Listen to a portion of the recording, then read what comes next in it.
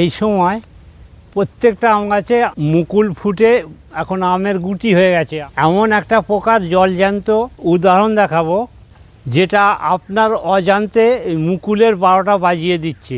এটি হলো একটা শোষক পোকা।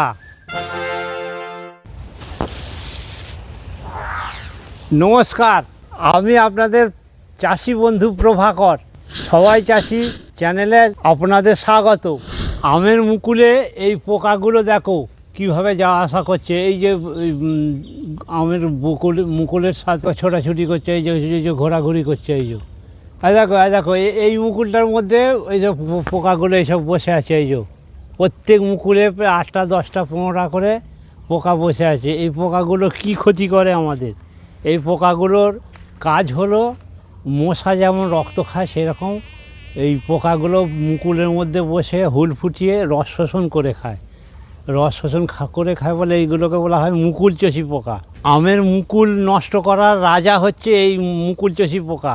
যত আমটা হবে সব ওই রস শোষণ করে খাবে আর ওই আমগুলো খসে পড়ে যাবে। এইভাবে অনেক আম নষ্ট হয়ে গেছে। এই পোকাগুলোকে না তাড়াতে পারলে কি হবে? এই যে আমের গুটিগুলো ধরেছে, এই আমগুলো সব নষ্ট হয়ে যাবে। যেমন এইখানে এটা হচ্ছে কীট পোকা। এই কীটনাশক ওষুধ ব্যবহার করতে হয়। কী ওষুধ দেব? যেমন ওস্তাদ আছে, সিম্বুস আছে, ম্যাজিক আছে, আরও অন্যান্য কোম্পানি আরও সব আছে। এইসব ওষুধ যেটা ইচ্ছা সেটাই দিতে পারো, নইলে এই আমগুলো 2 দিন পরে সব খসে নিচে পড়ে যাবে, গাছ ফাঁকা হয়ে যাবে। 15 ml ডোজ দিলাম। এটা আঠাটা দেবো 5 ml 1 টিন জলেতে। এই আঠাটা দেওয়ার কারণ ওষুধটাকে ধরে রাখার জন্য এই আঠাটা ব্যবহার করতে হয়।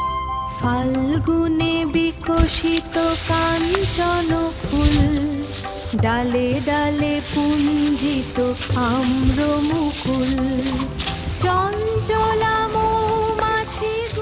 এইভাবে পুরো গাছে স্প্রে করতে হবে, করে গাছকে ভিজিয়ে দিতে হবে। তাহলে মুকুল চষি পোকাগুলো আর গাছে দাঁড়াতে পারবে না, গায়ে পড়লেই মরে যাবে সব।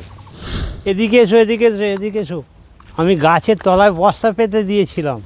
দেখুন এই স্প্রে করার পর এই মুকুল চষি পোকাগুলো মরে পড়েছে, ছটফট করছে সব। সারা গাছের মধ্যে কত পোকা আছে, তাহলে এইটুকু জায়গার মধ্যে এতগুলো পোকা পড়েছে। এইভাবেই প্রত্যেকটা আমের গুটিকে বাঁচাতে হবে এই পোকার হাত থেকে। এই ছিল আমের গুটির পরিচর্যা। আপনারা আমাদের সাথে জুড়ে থাকুন।